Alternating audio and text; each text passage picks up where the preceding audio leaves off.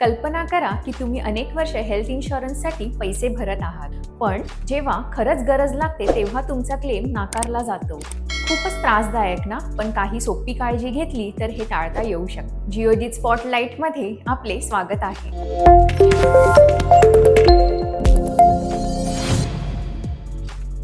आज आपण हे सोपे 5 स्टेप्स पाहणार आहोत, ज्यामुळे तुमचा हेल्थ इन्शुरन्स क्लेम कधी नाकारला जाणार नाही. चला बघूया.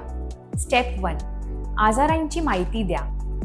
हेल्थ इन्शुरन्स घेताना तुम्हाला आधीपासून असलेले आजार, लहान किंवा मोठे, यांची माहिती द्या. जसं की मधुमेह, बीपी किंवा इतर काही. माहिती लपवल्यास नंतर क्लेम नाकारला जाऊ शकतो. पॉलिसी समजून घ्या.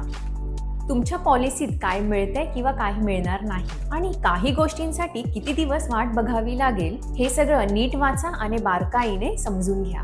वेळेवर प्रीमियम भरा. पॉलिसी चालू ठेवायची असेल तर प्रीमियम वेळेवर भरत राहा. एक दिवस उशीर झाला तरी काही वेळा क्लेम नाकारला जातो. ऑटो पे लावल्यास विसर पडणार नाही. उपचार आधीच सांगून ठेवा. जर एखादं ऑपरेशन किंवा उपचार आधीपासून ठरवले असतील तर ते विमा कंपनीला आधीच सांगा, तर क्लेम लवकर मंजूर होतो. कागदपत्र व्यवस्थित ठेवा.